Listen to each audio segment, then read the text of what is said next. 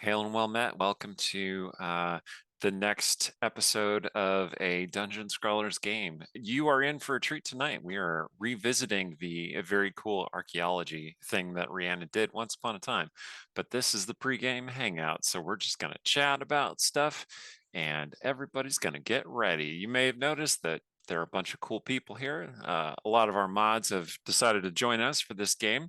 I don't know who's keeping track of the chat. Things are going to go off, but it's going to be great. So, how's That's not a everybody challenge. doing? Yeah, that is not a challenge. The band hammer is still here. Okay.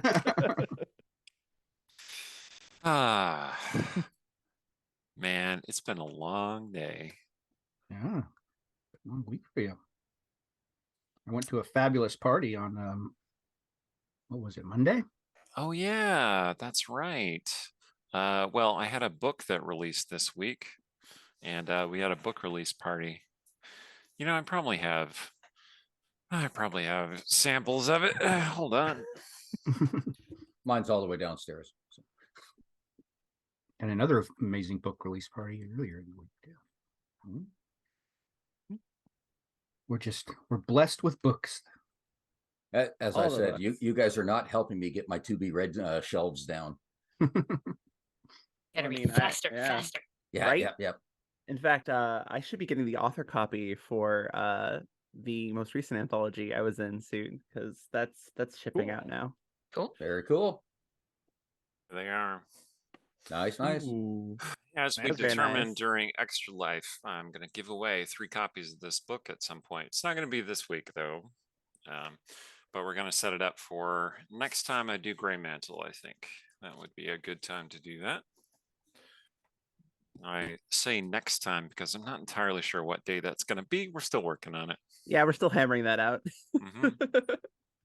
Eric showed up in a really dapper black suit with a purple tie and purple thing and like a Well, I mean, my character is black and purple, like that's your theme. Yeah. Black trench coat. Huh? But Eric Look, I walking can in clean like up a black good is trench what coat. I'm saying.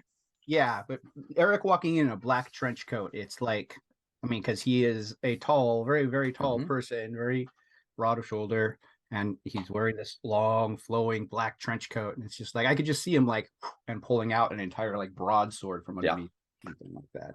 Like, go all Highlander. Yeah, I mean, I have the sword. Yes, I know. Do that. Yeah, I've only got a dagger. Oh, it's a nice one though. Yeah, I bought that in 1986. No, 1985 actually, November.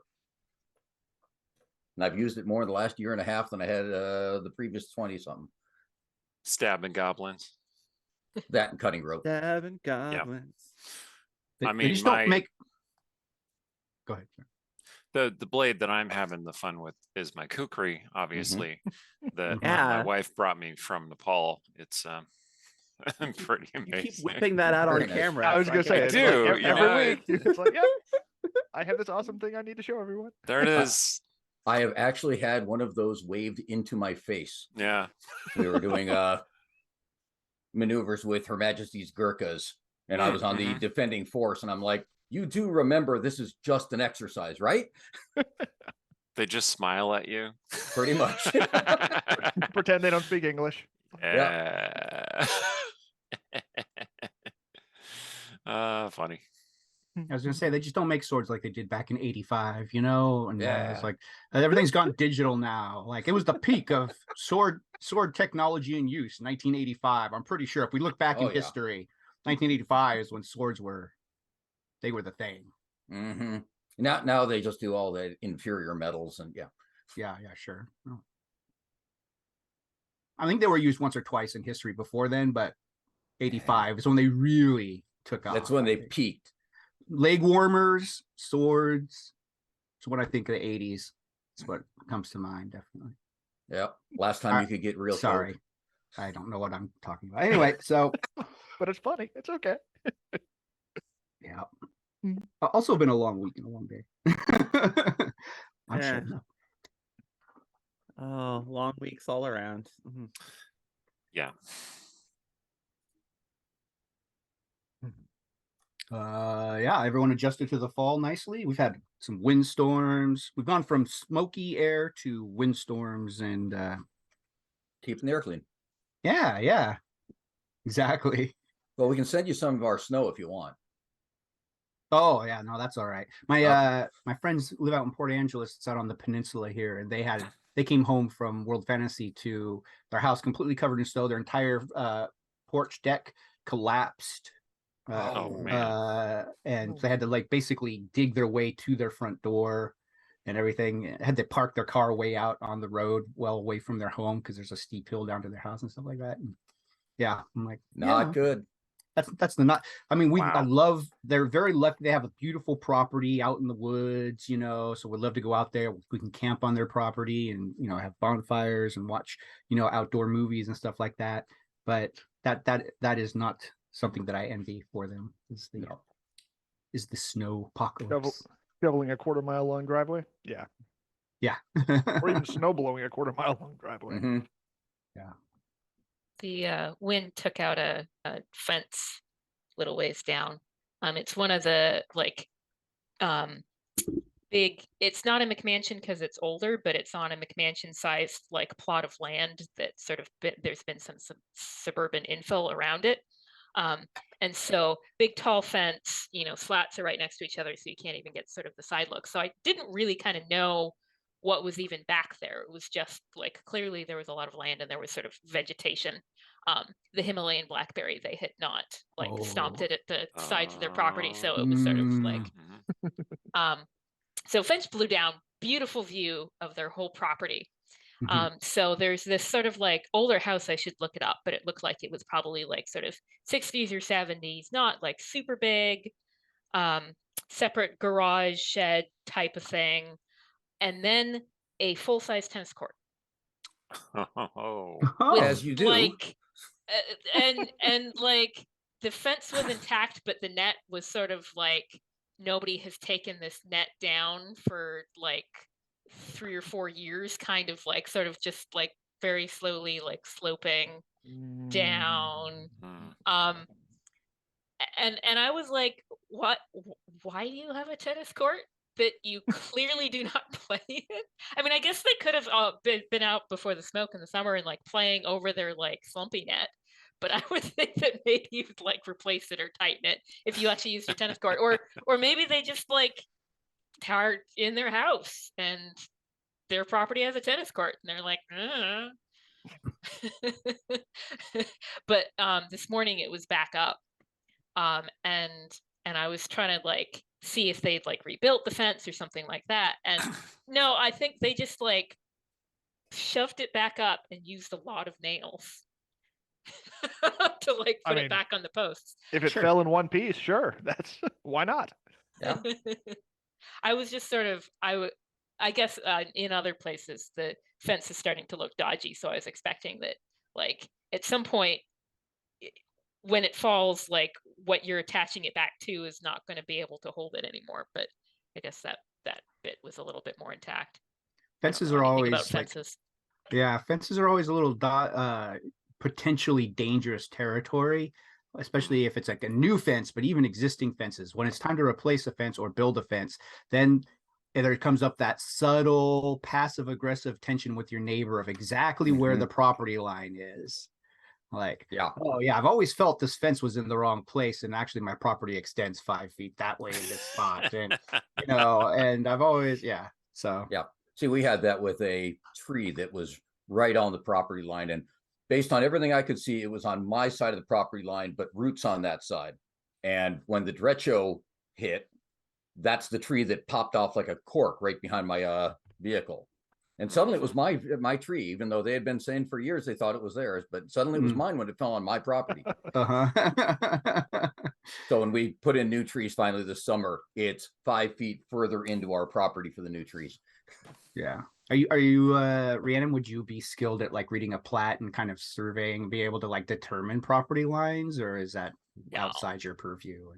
No, absolutely not. I mean, so like surveying on the ground, even our wetland people don't do that. To get a basic map, you have your GPS unit, but those they're okay. But as far as like for state agencies, when you're saying that you have 0.36 of created wetland to make up for the 0.1 acre of wetland that you destroyed because you follow the ratio precisely, like that's where they get as far as like state protected wetlands. You don't want the satellite coverage to have been cloudy that day. So we go in and we flag it, our company, I'm not doing wetlands, and do GPS for our maps to sort of show the client basically what's going on. But then we hire a separate surveying company that comes in with the proper surveying equipment. And so they can tell you like with absolute precision based on we marked these flags and those flags are here and here. And so it's, you know, whatever acreage of the thing. So property lines, I mean, you sort of suss them out on the map, but the other thing that people don't think of us doing a lot is that we got to call 811 before we dig when there are utilities, same as everybody else. So a lot of times when we're going out there, like we're going by like where the utilities have been marked and we're avoiding those and that kind of thing. So they're also going off sort of the precise parcel boundaries for, you know, whatever parcel we're on. And they're like detecting equipment because you don't want to cut a phone line or nothing. No, you do not. Or gas line. Yeah. Yeah, no. And people like imagine that like, well, we're off away from buried utilities, but no, we ain't. And boy, they're everywhere. So Company I used to work for at one time had all the phones in the whole place went dead at one time. Like, okay, what's going on? And while they're figuring out, we glanced out the window and across the street, here's 5 guys surrounding a back hole, looking down in a hole. Yeah, I think I know what happened to the phone. whoops. Hey, Doug, is Myers Magical Market wrapped up for the year, or what's It going on? is, yes. Yeah. It May will be my next scheduled event. I'm still looking to see if there's anything I can do in the meantime. I'm still doing some things online. I don't have a huge online presence right now because I work with small artists who have Etsy shops and that kind of thing. But if you're looking for anything, let me know and I will always find it one way or the other. In fact, I just had someone just contact me not too long ago looking for a ring that they had seen at my shop. And yep, we arranged it, made sure it worked. Nice. So Nice. Hand of Vecna. Very good. I had the Hand of Vecna. I actually did. It was a big clawed hand, real size, with a big old green eye right in the middle of it. Oh, nice. Then I also had a necklace of the same thing, a small version of that. So, Ooh, yep. fancy. Oh yeah, I try to find all the really cool stuff, and that's the big thing about the shop I've loved is how many times at the fair I hear it's cool, it's wonderful, this is all great stuff, and I'm like, yeah, see, I found my people finally. Yeah, it's awesome. I've been trying to find a craft show to go with my parents when I'm visiting for the holidays. And it's surprisingly hard not being on the ground because I like searched it out and there's a big craft fair, holiday craft fair that goes on at the Portland Expo Center, which is enormous. And because it's enormous, they charge you an entry fee, like even if you're not buying anything. And I was like, well, and so I sent it to my mother and she's like, we're not going there. They charge you for parking. So they charge you even more for parking than they do for your entry fee. Yeah. And I pay an entry fee for a local one around here, but that's because it's the like neighborhood association. Right. And they hold it in their little gym and like this pays for their programs in the gym for like disadvantaged kids. I'm like, yes, I am paying you the fee and happily, but I don't need to pay the expo center of Portland, Oregon. But so then I'm looking for other ones and they're popping up and whatever. And I'm like, okay, so this is in the church like basement and it could be awesome. Some of those are awesome.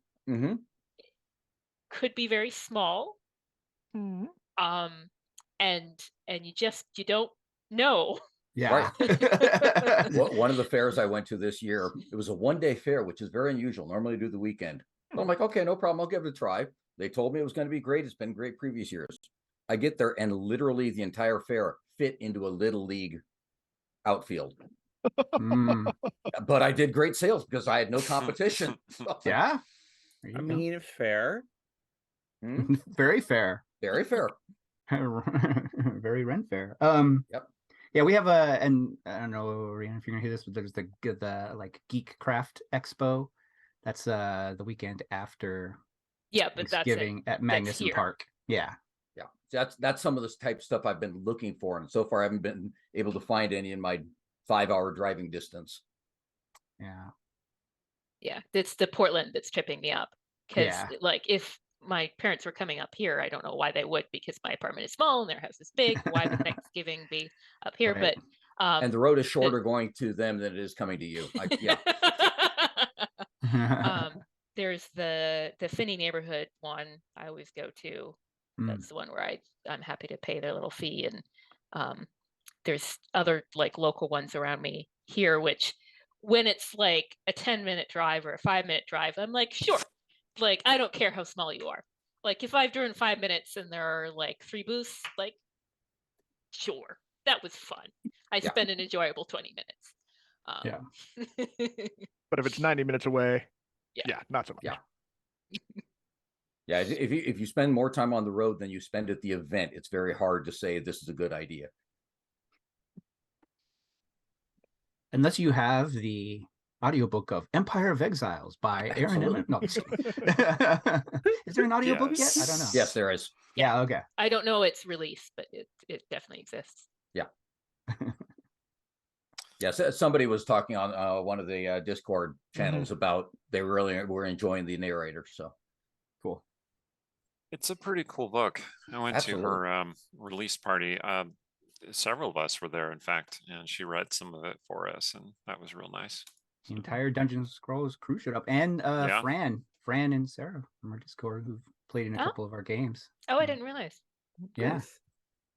Did you read the same passage she did on concentration check? Maybe I didn't see concentration Okay. check. Was it about the lore master? Yes, it was her introduction. Yeah. Okay. I think Aaron really likes that passage, which good I mean, passage. for good reason. That's fair. It's a good passage. Shows off some cool world building and also doesn't require much setup since it's the first time you meet this character. So Right. Yeah. Yeah, picking what to read is tough. Having done it for various books. Yep. I remember the first time I saw Erin, she did an online reading of one of her Brimstone Angels books, and she kept pronouncing the characters' names wrong. Other than that, it was great. I know she kept saying Faraday, like Yeah. Farida or something like that. I don't understand. You guys are lucky she's not here. I know. Well, I mean, I can do one better because I met somebody through Mud Gaming, and so I knew her first by mostly by her gamer handle, and then I finally met her in person, and it turns out that she pronounces that name, which is a made up name of a character. So there's sort of no background to what it might be pronounced as. She pronounces it differently than me. And so now, like, even in my head, I still pronounce it wrong. I think of her by the wrong pronunciation of her own like made up name, but she doesn't know until she watches this. I don't think she's watching this. Well, heck, if I you're had watching, comment in chat. I had an RP character that I introduced thinking like I have this specific pronunciation of their name in my head. And then I started hanging out with people in this kind of RP setting, and everybody kept mispronouncing it. And I'm sitting there and I'm like, I could correct them, but I kind of like the different pronunciation better. That's fair. Right. Yeah. Yeah. I mean, fantasy obviously is rife with made up words and stuff. So you're names and stuff. But even like common words, like, I mean, growing up, for the longest time, I was like, oh, the Paladin walked into the room and Even something like someone corrected me on attribute or attribute. I always said it's attribute no matter how the usage was. Yeah. That's fair. Learning from reading. I think I do the Yeah. same thing actually. Yeah. Allie It's froze. kind of Uh-oh. it's kind of Nope. nice to come across somebody. Yeah, well, Allie fixes that. Yep. It's kind of nice to come across somebody who mispronounces, cool words, because it means that they learn them by reading, not by Yeah. hearing somebody say them. Exactly. Except for Menza Berenzan. There are so many people who pronounce that wrong. I think I would have until just now. Menzo Baranzan. Yeah, that's It's one of those ones I never actually tried to pronounce Right, at all right. until I heard how it was said, and I was like, "Yeah, is that how you pronounce it? I guess." Well, I mean, look how many people pronounce a certain Dark Elven Ranger's name Yep. so many different ways. Drizzt, woo! Yep, that's how I pronounced it for like 20 years. That's why I like when he started making fun of it himself in the book. Having other people say it to him wrong. Yeah. I believe it's pronounced Charday. Yeah. Yeah. Man, Forgotten Realms, right? Anyway, good Which time. I'm still ticked at the newest books they're not releasing yet in paperback, as mass market paperback. So I haven't bought any of the newest books yet that aren't available that way.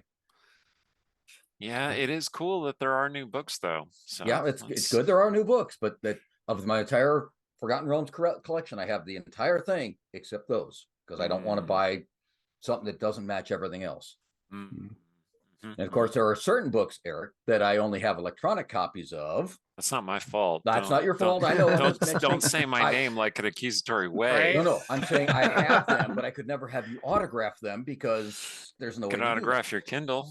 Yeah, I guess. There was a time when people did that. They would go around with like the silver Sharpies and they'd autograph people's Kindles. Yep. So, Doug, how big is that collection of every Forgotten Realms novel ever? Is it you measured physically it yards? or number wise? Well, either way. I was thinking Okay. like how many shelves? Number wise, it's over 307 if I remember correctly. And again, depending on if you count the ebooks and the couple I don't have yet. Physically, I have one bookshelf, one of those 4-foot wide bookshelves, 5 shelves, double stacked plus extra on top, and another stack over on the other side that I have to incorporate because I got a new shelf, but I haven't done all the reorganization I need to put that in. So I have 2 4-foot shelves that I got to fit them into yet, but haven't gotten there yet. That's a winter project now. And as the side piece of that, I'm also, because as I was going through and saying, do I have all the books? I realized some of the online sources to say all the books are inaccurate, like Revelation or not Reclamation by Elaine Cunningham is listed as a published book.